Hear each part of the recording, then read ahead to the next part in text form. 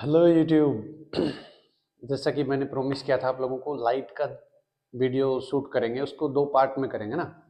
एक तो रिफ्लेक्शन के हिसाब से और एक रिफ्रैक्शन के हिसाब से। चलो देखो, मैंने रिफ्रैक्शन लिखा है, बाकी बातें बीच में करेंगे।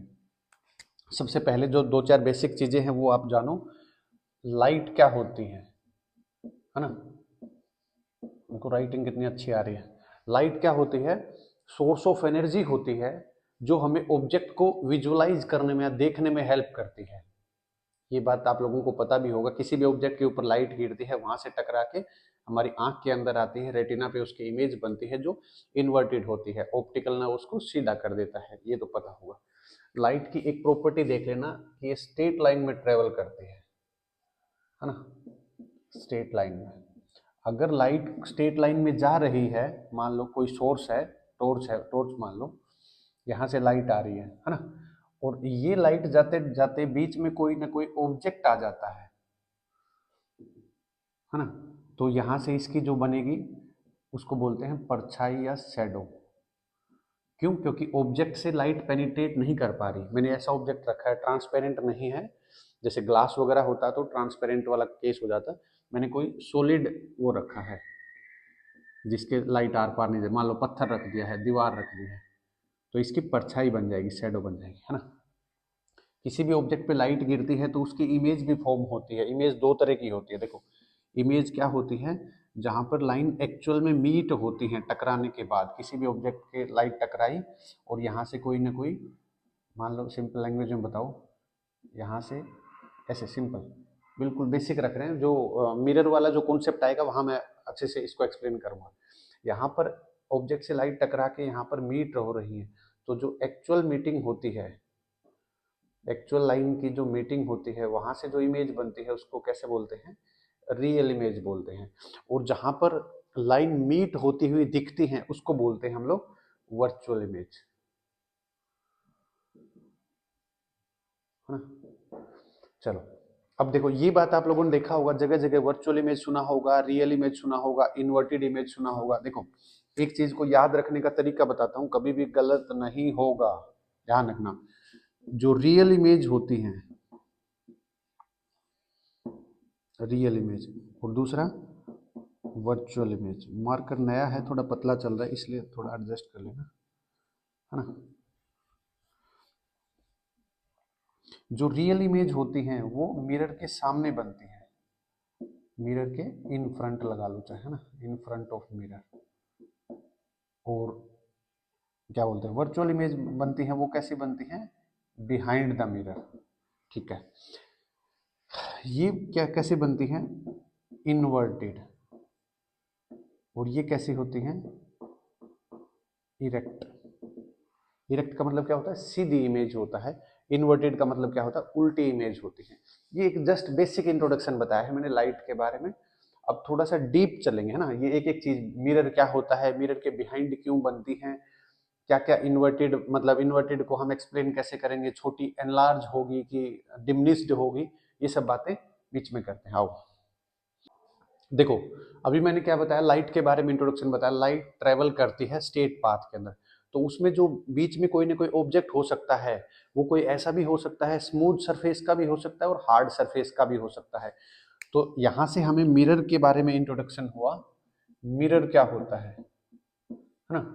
मिरर एक ऐसा पार्ट होता है किसी भी सब्सटेंस का, या मिरर एक ऐसा सब्सटेंस होता है जिसका एक हिस्सा क्या होता है? पॉलिश्ड होता है ना, पॉलिश करा होता है, वो थोड़ा स्मूथ सरफेस होता है, जो लाइट को, जो लाइट को क्या करता है? एडजस्ट करता है। एडजस्ट इन द सेंस, जो रिक्वायरमेंट होती है, जिस हिसाब से हम मिरर को यूज करेंगे उस हिसाब से लाइट रिफ्लेक्ट होगी कि नहीं होगी, ये इस बात पे डिपेंड करता है कि मिरर कैसा लगाया है मैंने। जैसे देखो, मिरर की दो टाइप होती है। चलो पहले साथ साथ, क्योंकि अब कंफ्यूजन ऐसे हो रहे हैं कि किसको किसके साथ बताएं, तो पहले एक बार ये देख लो। दो तरह के मिरर होते हैं। एक तो क्या होता है? प्लेन मिरर, क्योंकि मिरर वाली जो डेफिनेशन है वो यहाँ से और आसानी से क्लियर हो जाएगी। एक क्या होता है? स्पेरिकल मिरर, है ना। प्लेन मिरर क्या होता है? जिसका एक सरफेस पॉलिश्ड होता है और ये बहुत कम या मिनिमम लाइट को रिफ्लेक्ट करता है ना। इसका मतलब सीधी की सीधी लाइट आर पार चली जाती है। और स्पेरिकल मिरर क्या होता है? जिसके दो पार्ट आप लोगों ने पढ़ा होगा, कनकेव और कॉन्वेक्स, है ना। अब थोड़ी चीजें क्लियर हुई? ठीक है। अब देखो, जो प्लेन मिरर होता है, कभी कभी यहां से क्वेश्चन आ जाता है, प्लेन मिरर की मैग्निफिकेशन बताओ, है ना। साथ साथ बता देते हैं क्योंकि बाद में जाने के बाद तो आप भूल ही जाओगे। मैग्निफिकेशन क्या होता है? साइज ऑफ इमेज और साइज ऑफ ऑब्जेक्ट का जो रेशियो होता है उसको मैग्निफिकेशन बोला जाता है। इसको हमेशा कितना डिफाइन करते हैं? +1 करते हैं, ठीक है। मतलब साइज ऑफ इमेज और साइज ऑफ ऑब्जेक्ट जहां पर दोनों इक्वल हों। जैसे हम किसी मिरर के सामने खड़े होते हैं, शीशा देखते हैं कि नहीं देखते, बाल वाल सेट करते हैं, दाढ़ी डूडी सेट करते हैं, वो प्लेन मिरर होता है। तो प्लेन मिरर में हम जितने साइज के होते हैं उतने ही साइज के हम दिखते हैं। दूसरी बात, प्लेन मिरर क्या करता है? जो हम लेफ्ट हैंड को वहां पर उठाएंगे तो मिरर में राइट हैंड ऊपर दिखता है। ऐसा होता है कि नहीं होता? बोलो हाँ है ना। इसको क्या कहते हैं? एक टर्म आती है,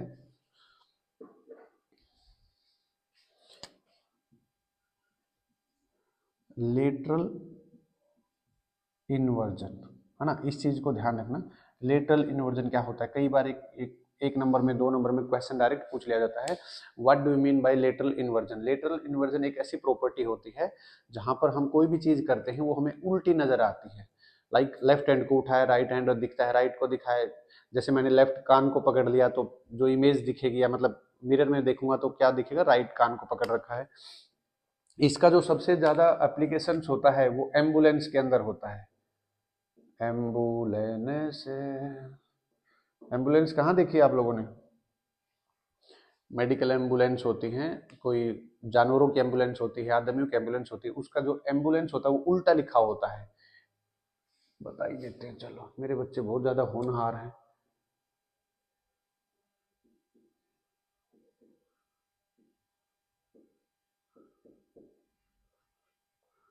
LAN, एन ऐसा होता है, एन ऐसा होता है, NCOE, है ना। ऐसा ऐसा होता है, एम्बुलेंस उल्टा लिखा होता है। जब मिरर से देखते हैं बैक साइड के जो गाड़ियों के अंदर, रियर बोलते हैं उसको, पिछले वाली कोई चीज, जैसे रियर कैमरा, कैमरा पीछे वाला होता है, एक फ्रंट कैमरा होता है, एक रियर कैमरा होता है। ऐसे ही जो पीछे की चीजों को देखने के लिए होता है उसको रियर मिरर बोलते हैं। उन रियर मिरर में जब इसकी फोटो आएगी, एम्बुलेंस की गाड़ी दिखेगी, तो ये हम आसानी से इसको पहचान सकते हैं। ये प्रॉपर्टी कहाँ यूज होती है? लेटरल इन्वर्जन की वजह से होती है, ठीक है। ये सब 2-4 बातें समझ में आई। प्लेन मिरर की प्रॉपर्टी भी बता दी मैंने, size of image size of object के बराबर होता है, मैग्निफिकेशन उतनी होती है, ठीक है। और वर्चुअल इमेज बनती है उसके अंदर। वर्चुअल इमेज कैसी होती है?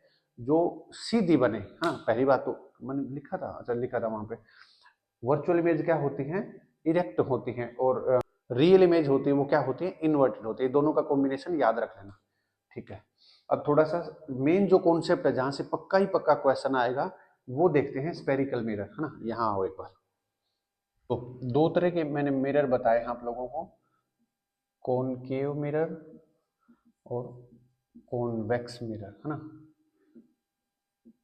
मिरर्स, चलो देखो, एक तो ये सिंपल पूछ लिया जाएगा, कॉनकेव मिरर क्या होता है, कॉन्वेक्स मिरर क्या होता है, या ये पूछ लिया जाएगा कि कॉन्वर्जिंग मिरर क्या होता है और डाइवर्जिंग मिरर क्या होता है ना। ये भी ऐसे क्वेश्चन पूछ लिया जाता है, क्योंकि कॉनकेव का ही दूसरा नाम कॉन्वर्जिंग होता है, कॉन्वेक्स का डाइवर्जिंग होता है। इसका मतलब क्या हुआ कॉन्वर्जिंग और डाइवर्जिंग का? कॉन्वर्जिंग का मतलब होता है एक जगह पे कोई चीज को इकट्ठा करना, है ना। तो लाइट सारी की सारी एक ही जगह पे आके इकट्ठी हो जाती है, उसको बोलते हैं कॉनकेव मिरर। और कॉन्वेक्स क्या होता है? जहां लाइट अलग अलग डायरेक्शन में चली जाए, या मतलब फैल जाए, है ना। जैसे आपने मिरर देखा हो, चलो थोड़ा सा और बता देते हैं, कॉनकेव को थोड़ा डिस्कस करते हैं। कॉनकेव मिरर कैसा होता है? ऐसा होता है, आप लोगों ने देखा होगा, जब लाइट यहाँ आती है तो ये टकरा के सारी की सारी, ये लाइट पैरेलल लाइट होती है। मतलब ये जो प्रिंसिपल एक्सिस होता है, मैं सारी चीजें डिस्कस करता हुआ चलूंगा, टेंशन नहीं लेनी बिल्कुल भी, है ना। ये सारी की सारी लाइट एक जगह पे जाके इकट्ठी हो जाती है। तो देखो, आप लोगों ने कभी कभी ये भी देखा होगा कि एक पता नहीं किस तरह का मिरर लिया जाता है और उस मिरर को, लेंस का भी खेल कर सकते हैं ऐसा, लेकिन मिरर की बात करते हैं। एक मिरर लिया जाता है और उसको सन की लाइट के पास में, मतलब सन वहां से आ रहा है तो लाइट को उसमें बीच में रखते हैं और एक कागज वगैरह के ऊपर ऐसे करके रखते हैं तो कागज में आग लग जाती है। क्यों? क्योंकि सारी की सारी लाइट एक ही पॉइंट के ऊपर जो फोकस होता है, यहाँ पर सारी की सारी लाइट इकट्ठी हो जाती है। तो इस तरह के लेंस को क्या कहेंगे, या सॉरी मिरर को क्या कहेंगे? कोन केव मिरर कहेंगे, जहां पर सारी लाइट एक जगह पे आके रुक जाए या एक ही जगह से पास हो, है ना। आप लोगों ने ऐसे एग्जाम्पल्स वगैरह देखे होंगे। चलो, और कॉन्वेक्स क्या हो जाएगा? कॉन्वेक्स इसका उल्टा हो जाएगा, है ना। इसमें सारी की सारी चीज इधर होती है, इसमें इधर होती हैं। अगर मान लो, देखो ये चीज ध्यान रखना, अब बड़ी क्लास में हो जाओगे 12th क्लास में तो तब आपको समझ में आएगा कि इस कॉन्वेक्स को आप ऐसे भी बना सकते हैं।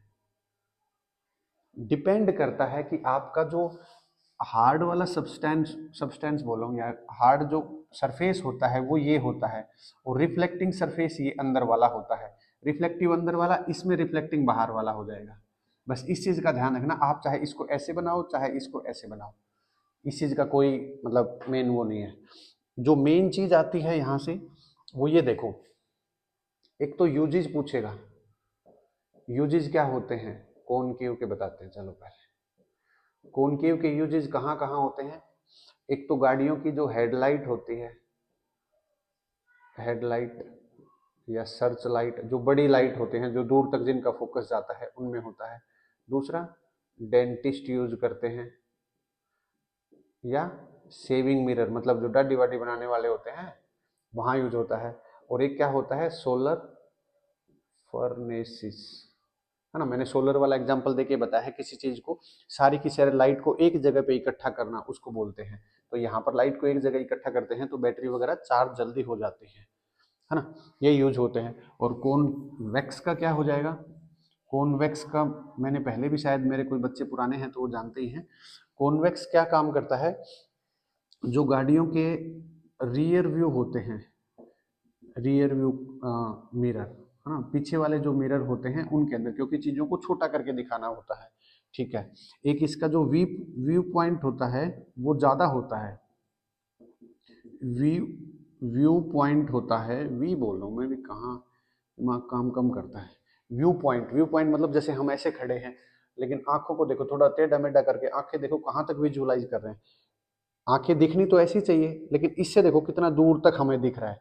इसको बोलते हैं व्यू पॉइंट, है ना। यहाँ तक दिख रहा है, हम ऐसे स्ट्रेट खड़े हैं और इतना देख पाते हैं। जैसे मैं सामने खड़ा हूँ तो मेरे को दिखना तो ऐसे चाहिए, जैसे गधों को खच्चरों को कल वाली कहानी सुनाई थी, गधों खच्चरों को ऐसे बांध देते हैं तो यहाँ से इधर नहीं देख पाता हो, उसका व्यू पॉइंट को कम कर दिया जाता है कि आप स्ट्रेट डायरेक्शन में चलो, आपको इधर उधर देखना ही नहीं। लेकिन इंसान होता है, इंसान की आंख राउंड शेप की होती है। तो देखो एक एग्जाम्पल मैंने पहले भी कभी बताया था, जो मेट्रो स्टेशन वगैरह होते हैं, मेट्रो स्टेशनों के ऊपर एक बड़ा सा मिरर लगाया जाता है। नाम नहीं पता, वो तो यहाँ से पता चलेगा कौन सा है, लेकिन एक मिरर लगाया जाता है, उसमें पूरा मेट्रो स्टेशन दिखता है। मतलब जो बड़ी बड़ी चीजें होती है, मेट्रो स्टेशन तो काफी बड़ा होता है, मान लो 400-500 मीटर का होता है। उस उस 400-500 मीटर को एक छोटे से मिरर में दिखाने के लिए, तो वो कौन सा मिरर होता है?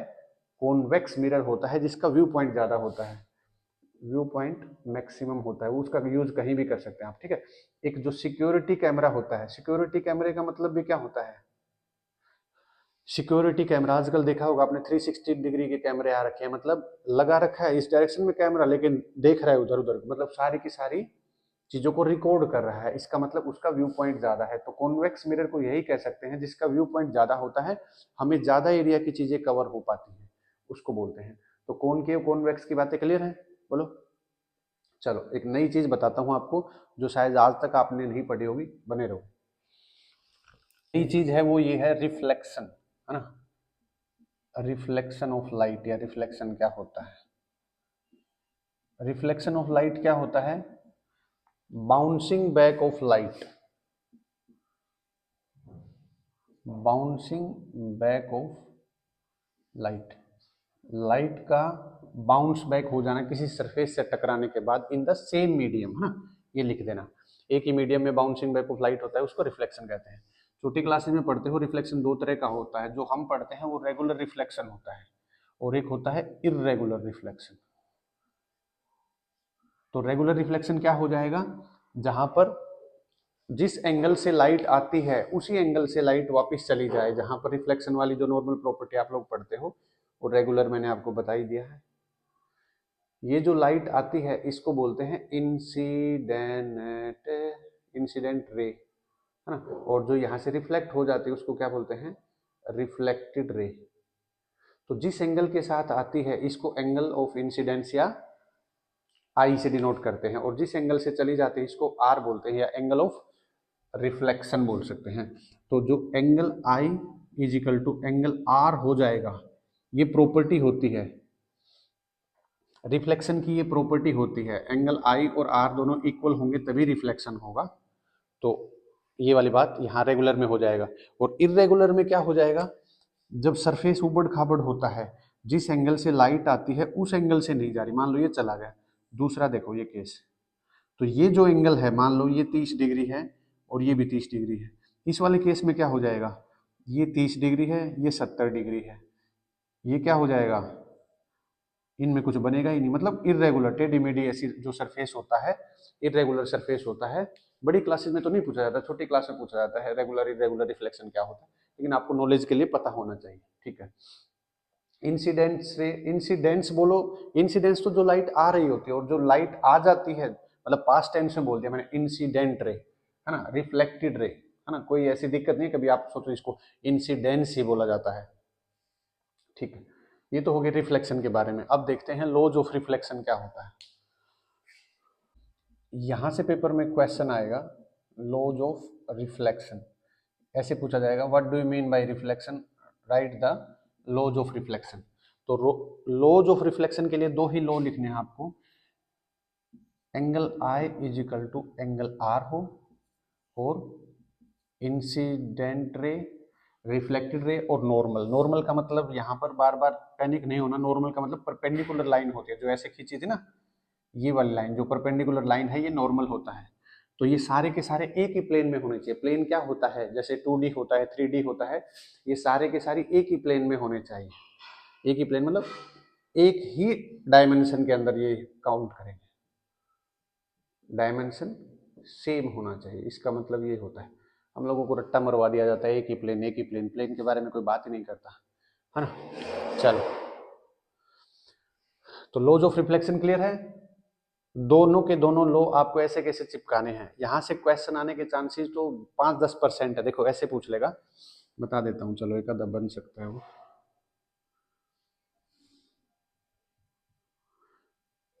ये मान लो है 45 डिग्री और ये है मान लो x, और ये कह रहा है कि लॉज ऑफ रिफ्लेक्शन को दिखाता है, तो x की वैल्यू बताओ ऐसे।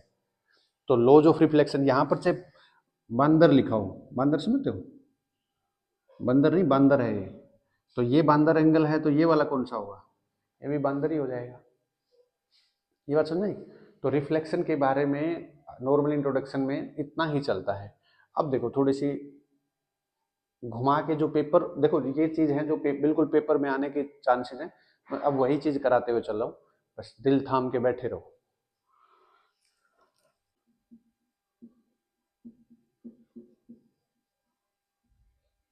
देखो बेसिक टर्म्स को हम देख रहे हैं, बेसिक टर्म्स क्या क्या होती हैं, जैसे आप लोगों ने कॉनकेव कॉन्वेक्स वगैरह की चीज देखी होंगी, तो यहाँ पे देखा होगा C, यहाँ पे F देखा होगा, यहाँ पे P देखा होगा, है ना, ऐसी चीज होती है।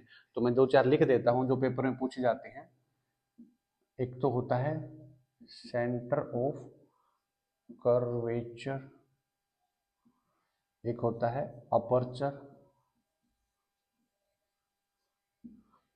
एक होता है फोकस, एक होता है पोल, एक हो जाएगा रेडियस ऑफ कर्वेचर,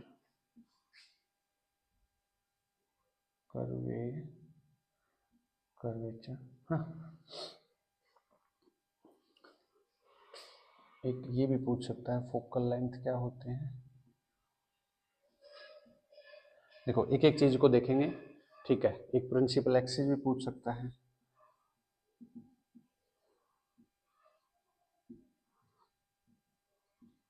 देखो थोड़ा सा डायग्राम के हिसाब से देखते हैं। ये अंदर वाला रिफ्लेक्टिंग सरफेस मैंने आपको बता ही दिया है, ठीक है। ये मान लो मैंने कॉनकेव का एक एग्जांपल लेके मैं बता रहा हूँ, किसी का भी बना सकते हो, आपको कोई ऐसी दिक्कत नहीं है। इसको ऐसे मान के चलो कि ये सारा का सारा ऐसा रहा होगा, है ना, सर्कल रहा होगा। एक बार के लिए मान लेते, बीच में नहीं आया लेकिन एक बार समझने के लिए। तो सर्कल में से कहीं से कोई चीज को मैंने काट दिया है, यहाँ से लेके यहाँ तक मैंने इसको काट दिया है, और इस सरफेस को मैंने रिफ्लेक्टिंग सरफेस यहाँ से लेके यहाँ तक इसको मैंने काउंट करा है। क्लियर?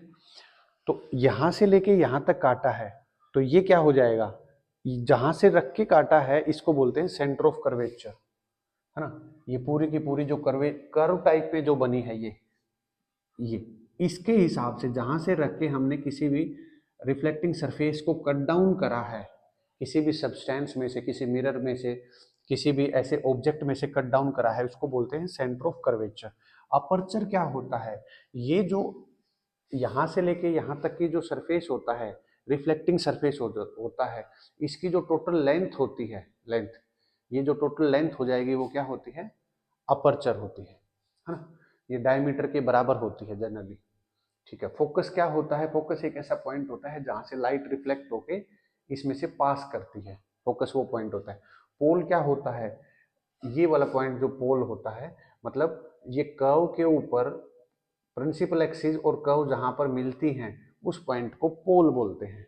रेडियस ऑफ कर्वेचर क्या होता है, सेंटर मतलब सी से लेके पी तक की जो टोटल डिस्टेंस होती है, एक काइंड ऑफ रेडियस होगी कि नहीं होगी, इसको मतलब ऐसे बनाया होगा सर्कल शेप में, तो ये रेडियस हो जाएगी किसी भी कर्वेचर की, मतलब किसी भी रिफ्लेक्टिंग सरफेस का ऑब्जेक्ट है उसकी रेडियस हो जाएगी। फोकल लेंथ क्या होती है, पोल से लेके फोकस तक के बीच की जो दूरी होता है इसको फोकल लेंथ बोलते हैं, और छोटे एफ से डिनोट करते हैं। क्लियर?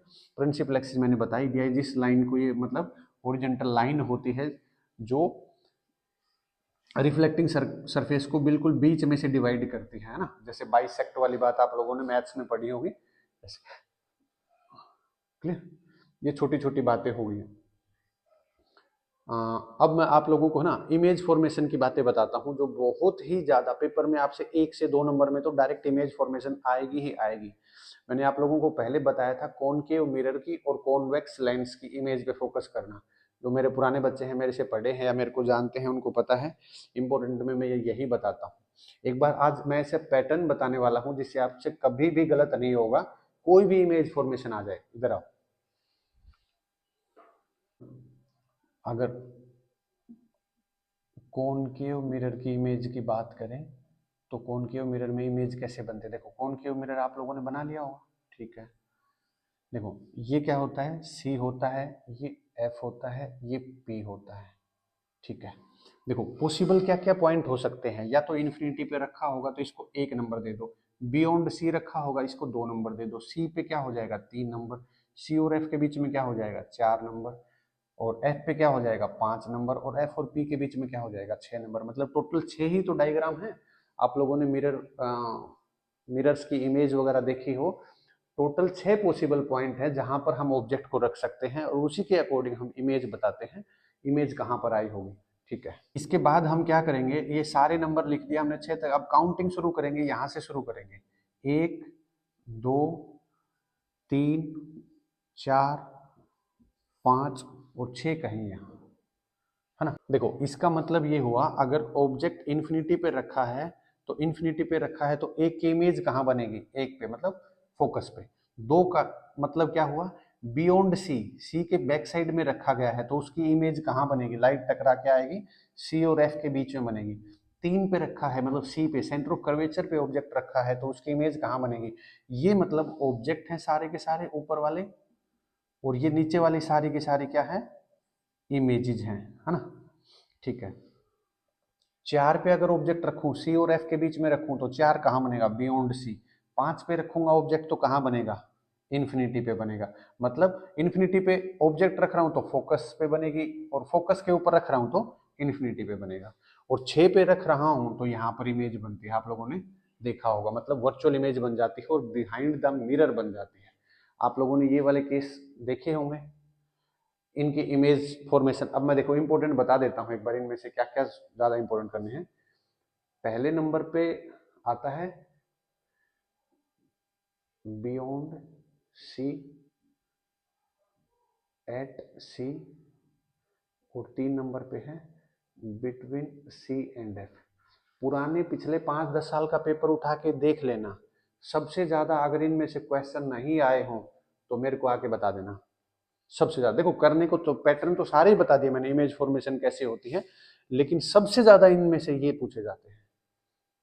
अब ये वाला हेल्प करेगा कि नहीं करेगा? 1 2 3 4 5 6 ऐसे जो जो पोजीशन रखी है ऑब्जेक्ट की, उसके हिसाब से इमेज कहाँ फॉर्मेशन होगी। और आप लोगों को पता है सारी की सारी जो इमेज बनेंगी वो मिरर के लेफ्ट साइड में बनेगी। ये 6 नहीं बनेगी, यहाँ जो 6 बताई थी ये तो behind the mirror, left hand side. Left hand side अगर इमेज बन रही है तो ये कैसी इमेज बनेगी? मिरर के सामने, मतलब रियल इमेज। और रियल इमेज कैसी बताई थी मैंने आप लोगों को? इनवर्टेड बताई थी, ध्यान है। वर्चुअल इमेज थी वो क्या बताई थी? इरेक्ट बताई थी। ये दो बात क्लियर? बताओ, अब इससे इमेज फॉर्मेशन बनाना आसान होगा कि नहीं होगा? हाँ ना बोलो कुछ तो, क्लास थोड़ी चल रही है लाइव, हाँ ना कहाँ से बोलोगे भाई? क्लास में तो ऐसे मैं ऐसे बोल भी देता हूँ, हाँ ना बोलो, हाँ ना बोलो। चलो, ये वाला कॉन्सेप्ट मैंने ये 2-4 बार प्रैक्टिस करी ना, तब जाके समझ में आया कि ऑब्जेक्ट ऐसे ऐसे खिसक रहा है तो इमेज उधर खिसक रही है, तब जाके थोड़ी सी ये नंबरिंग वाली बात समझ में आई, है ना। बाकी मैं आप लोगों को पता है इमेज बहुत कम ड्रॉ करवाता हूँ, क्योंकि इमेज उसमें बुक के अंदर या किसी भी हैंडबुक के अंदर अगर आपके पास इमेज है, वहां से आप आसानी से समझ सकते हो कि ऑब्जेक्ट की मैं शिफ्टिंग कर रहा हूँ तो मेरी इमेज कहाँ शिफ्ट हो रही है ना। चलो नेक्स्ट देखो, कॉन्वेक्स मिरर की इमेज ना के बराबर पूछी जाएगी। दो ही इमेज फॉर्मेशन होती हैं, लेकिन वो वर्चुअल इमेज बनती हैं, वो नहीं पूछी जाती। गलती से किस्मत खराब है तो पूछ ली जाएगी, बाकी आप लोग देख लेना उसको, ठीक है। अब देखो, जो मिरर फॉर्मूला होता है उससे पहले हम लोगों को ये चीज सिखाई जाती है, sign convention. Sign convention, sign convention मतलब साइन का मेजरमेंट कैसे करा जाता है।